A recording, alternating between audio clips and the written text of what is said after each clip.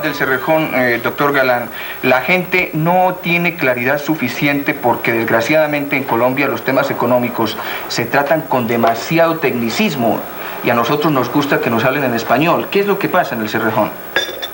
Tenemos probadas en la zona norte del Cerrejón, una de las 3 zonas de ese yacimiento, 1.600 millones de toneladas de carbón. Ese carbón tiene hoy un valor estratégico en la crisis energética mundial y lo tiene respecto de nuestra propia crisis energética nacional, que no necesariamente tiene los mismos elementos de la mundial.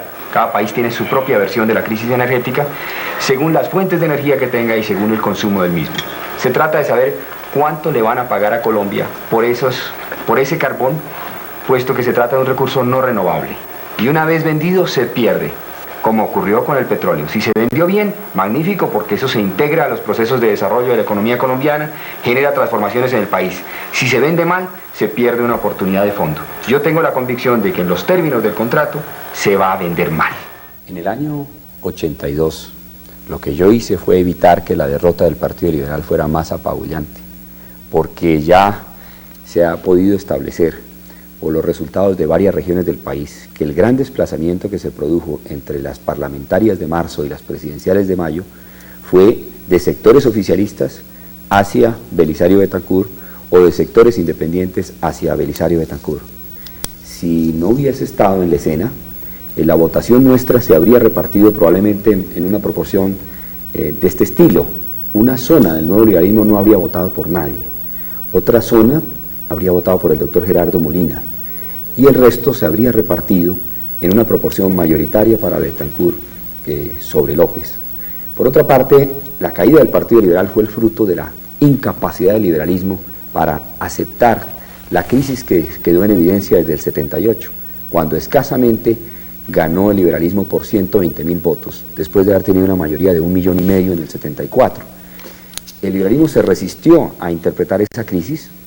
Hubo la crisis de la dirección de los expresidentes y se demostró que el partido necesitaba una renovación fundamental, o de lo contrario su problema no es simplemente sobrevivir en el poder, sino sobrevivir como partido. Doctor, usted había dicho en repetidas oportunidades que usted no retiraría su candidatura presidencial, pasara lo que pasara.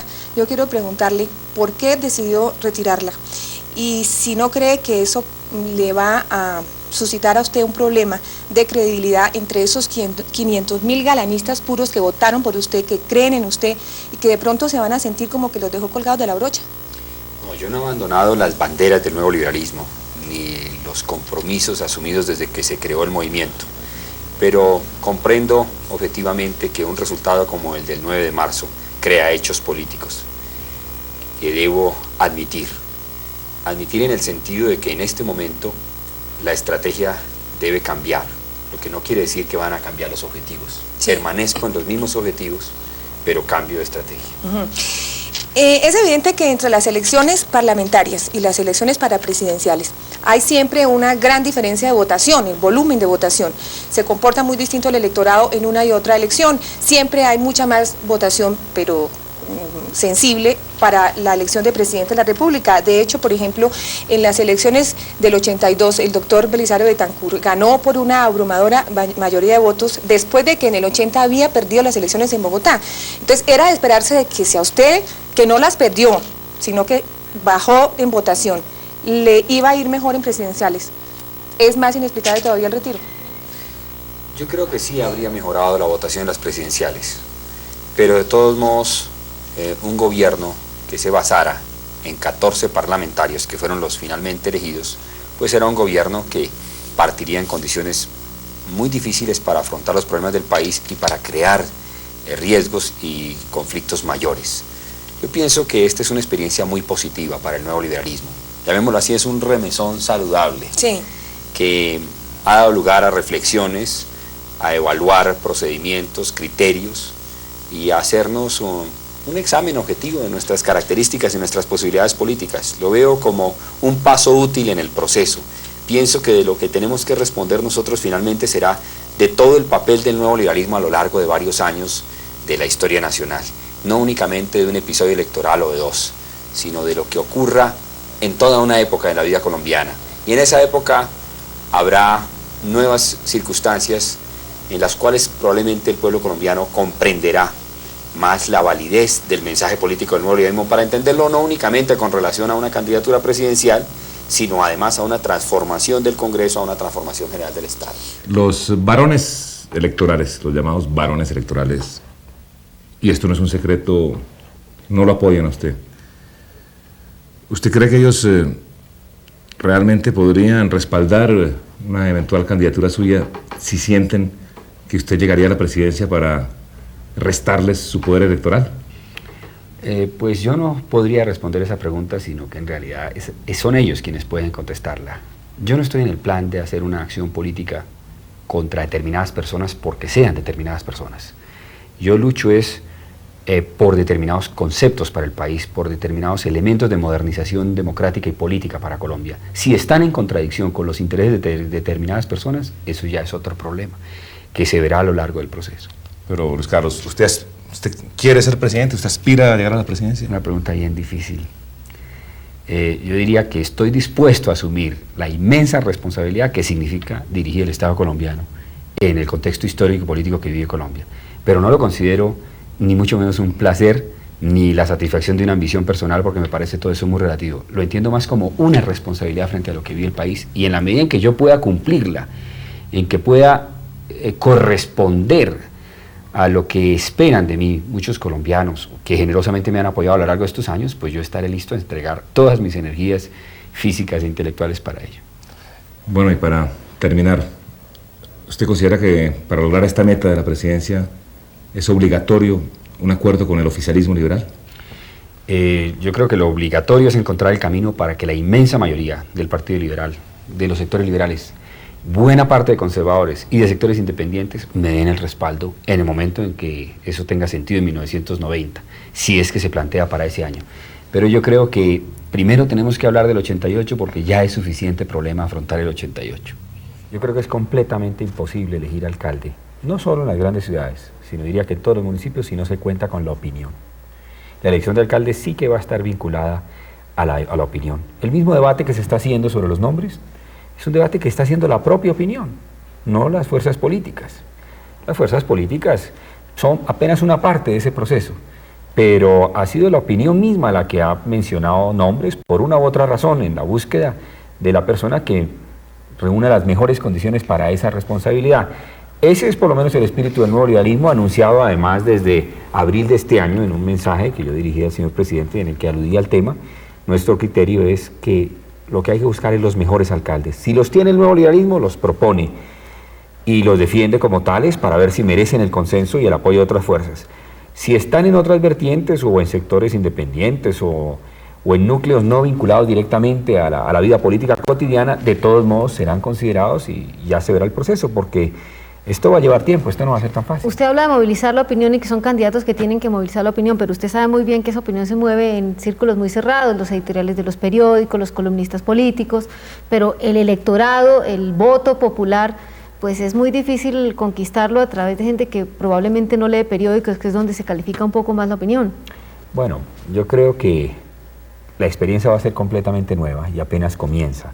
Y estoy absolutamente seguro que se equivocarían las fuerzas políticas si llegaran a pensar que tienen en sus manos el poder de decisión sin contar con lo que piense el ciudadano común y corriente, el hombre de la calle, las distintas fuerzas sociales, políticas y económicas que hay en todas las ciudades y que sobre todo hay en ciudades como Bogotá o como las grandes ciudades. Volviendo a la Unión, usted habla de concesiones.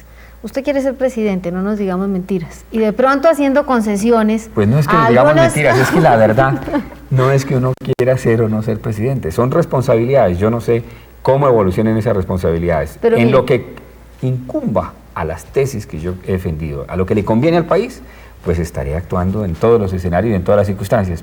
Pero ¿qué será lo que le conviene al país? Eso solo se verá en los próximos años. Bueno, pero mire, volviendo a ese tema... se sabe que hay disponibilidad y disposición del Partido Liberal, del sector oficialista, para que usted ingrese y haga la unión y de golpe sacarlo como candidato. ¿Por qué no hacer un poco de concesiones? ¿Por qué no romper ese círculo vicioso? ¿Y por qué no ser un poco pragmático como lo está haciendo un poco en el tema de la alcaldía? No, yo creo que se necesita una transformación de los partidos, una modernización de los partidos, una modernización del Partido Liberal, porque el problema no es solo ganar las elecciones, el problema es ganar el poder. para cumplir realmente con lo prometido al pueblo. Hasta ahora hemos visto oportunidades en las cuales se ganan las elecciones, pero paradójicamente no se gana el poder, porque en el fondo no se tienen los instrumentos reales para impulsar proyectos de ley o para hacer una gestión administrativa que se traduzca en hechos concretos para el país. Yo sigo convencido de que mientras no haya una reorganización del Partido Liberal en el orden ideológico, en su comportamiento, en cierta disciplina interna, no un animismo porque eso va en contra de la naturaleza del Partido Liberal, pero cierta responsabilidad, y no sea el partido simplemente una suma de poderes feudales, que es lo que es hoy, no podrá el partido cumplir su verdadera misión con el país. Y consciente de que Colombia vive un periodo bastante difícil de su historia, con problemas internos y externos muy delicados, pues yo estoy tratando con todos los compañeros del nuevo liberalismo de que haya un nuevo clima en el Congreso en las relaciones entre los liberales y las fuerzas políticas, pero no todo depende de nosotros, Pero es usted, nuestro concurso. ¿Usted sabe cuáles son la historia de las disidencias? O la disidencia triunfa y se convierte en la voz oficial del partido, o no triunfa y tiene que asimilarse, como el caso López, por ejemplo. Pues cada historia es distinta. De pronto en esta lo que va a pasar es que en el momento en que se logre una transformación real del liberalismo, desaparezca el oficialismo y no se justifique el nuevo liberalismo. Ya podamos hablar de un nuevo partido liberal que integre políticas, programas y procedimientos distintos, pero eso habrá que demostrarlo, habrá que verificarlo con hechos. ¿Y por qué no hacer la renovación y la modernización desde dentro? Yo no la creo viable con los procedimientos conocidos, yo la creo más factible con una instancia como la que estamos viviendo y lo que estamos afrontando. Esperémonos, por ejemplo, al balance de esta legislatura, en donde están de por medio más de 20 proyectos de ley. ¿Qué ocurre con ellos, con su contenido y sus alcances? Luego podemos calificar si comenzó otra época para las ideas liberales en Colombia o no. Pues vamos ahora a entrar en un capítulo más complicado, que es el de las impertinencias. Llamo impertinencias aquellas cosas que se dicen de un personaje político y que rara vez el personaje político tiene oportunidad de escucharlas. Y sobre todo de contestarlas. Y sobre todo de contestarlas. Bueno, a ver. Entonces yo voy a ser aquí de abogado del diablo. Objeción de los opositores a tu candidatura dentro del Partido Liberal. Carlos Galán. Cada vez menos numerosos, ¿no? Vamos a ver. Afortunadamente, sí. Luis Carlos Galán tiene muy poca experiencia administrativa. ¿Cómo es posible que aspire a la presidencia de la República cuando su experiencia se limita solamente a un ministerio de educación? En parte eso es cierto y válido para cualquier persona. El Estado es tan complejo que nunca se termina de aprender. Yo creo que en el ministerio hice mucho más de lo que creen mis enemigos y mucho menos de lo que yo hubiera querido hacer. Que la experiencia de haber trabajado 7 años al lado de Carlos Lleras me enseñó mucho sobre las realidades del Estado, antecedentes, circunstancias concretas en las decisiones políticas. Que de la misma manera haber dirigido casi 10 años un movimiento nacional, a escala nacional, sin recursos, ya fue una prueba administrativa bien complicada. Bueno, segunda impertinencia, Galán es indeciso. No, lo que pasa es que yo pondero factores, pero cuando tomo decisiones afronto todas las consecuencias de las decisiones y creo que lo he demostrado. Lo que pasa es que tal vez, dicen algunos, tengo el temperamento de los de Libra. Hacemos siempre el balance de factores. Pesamos los pros y contras. Es un modo de ser. Libra es muy próximo a Virgo, que es el signo del presidente Barco.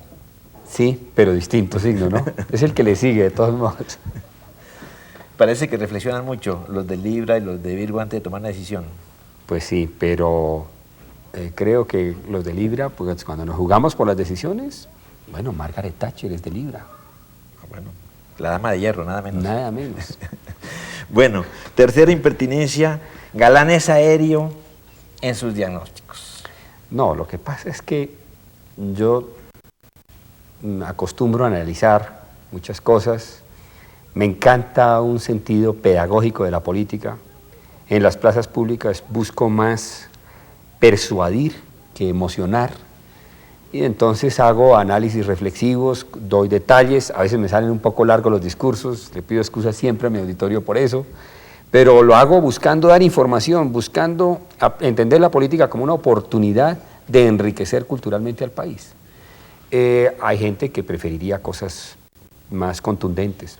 Yo tuve debates con mis compañeros asesores en la campaña del 82, me decían, prometa cosas, haga demagogia, cree expectativas. Y yo siempre dije, eso es un error. Puede que en un corto plazo eso dé votos, pero a mí me interesa ganarme algo más importante que los votos de una coyuntura, ganarme la confianza de la gente de que lo que propongo, lo que digo, está ligado a una posición sincera, auténtica. Creo que es un patrimonio más sólido. Claro, pero con frecuencia a un presidente le toca tomar decisiones muy importantes y muy inmediatas. Cierto. Y parece que es muy grave cuando esas decisiones inmediatas no se toman porque hay vacilaciones ante una situación grave de emergencia. No, es que es muy distinto la meditación que tiene que hacer una persona que se encontraba en la oposición, que se encontraba en conflicto con estructuras políticas muy poderosas y que tenía que medir cada uno de sus pasos para no caer en errores, que conducir un Estado que de suyo tiene instrumentos, que tiene atribuciones legales, jurídicas, elementos económicos, administrativos. Mire, yo le digo una cosa, Plinio, tan solo en los 3 meses de campaña con otros dirigentes liberales, encuentro cómo va a ser de fácil proceder en muchas cosas, porque vengo de pruebas supremamente difíciles, como era inventarme casi de la nada unos instrumentos políticos. Y siempre pienso, vendrán retos muy grandes. Dirigir el Estado colombiano en medio de la crisis que vive la sociedad colombiana debe ser algo agobiador, estresante, difícil. Pero siento la confianza de que voy a contar con instrumentos que me van a permitir actuar con eficacia, con celeridad y sobre todo informarle mucho al país, porque al país no hay que prometerle milagros. El que lo haga es un mentiroso, es un farsante.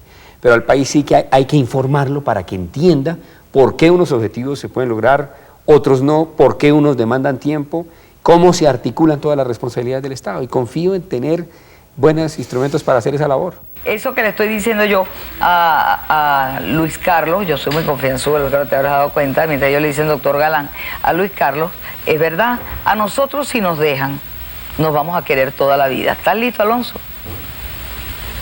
Sí. Mira lo que te conseguimos. Claudia. Nos vamos a querer toda la vida. Si nos dejan, nos vamos a vivir. Llega así de esta manera, uno no se da ni cuenta. El caruta reverdece y guamachito florece y la soga se revienta. Cuando el amor llega así de esta manera, uno no se da ni cuenta. El caruta reverdece y guamachito florece. Primera vez el hijo, que tiene 17 años. Entonces le dije, tienes que oír Amores de Estudiante cantado por Alfredo Sadel. Y vas a comprender muchas cosas. Pero no se dan de cuenta que un corazón... Nos está diciendo el candidato que su hijo de 17 años se enamoró por primera vez la semana pasada y él le dijo, vas a tener que oír Amores de Estudiante de Alfredo Sadel para que te enteres de un montón de cosas. Y no, Caballo Viejo lo tienen que oír después. Aquí hay una pregunta muy simpática que dice, Isa, ¿por qué no humanizas un poco a tu invitado? ¿Le gusta el béisbol? ¿Le gusta el fútbol?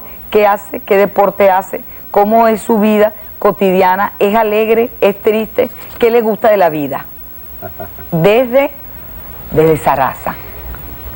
Ante todo de la vida, lo que más me gustaría es prolongarla. Ay, sí. Prolongarla. Aquí en Venezuela hay cierta preocupación sobre lo que ocurrió cuando se ofreció una cierta cantidad de dinero por un presunto asesinato a su persona. Bueno, es la versión elemental de la persona que está en el mundo del crimen y que entra en una cadena de actitudes psicopáticas, de criminalidad, pensando que por el hecho de que yo, siendo protagonista de la política colombiana, exprese mi preocupación por el problema y convoque a la sociedad nacional e internacional para movilizarse frente a él, entonces piensan que van a conseguir su imperio criminal eliminándome a mí, pero están completamente equivocados, porque a los hombres se les puede eliminar, pero a las ideas no.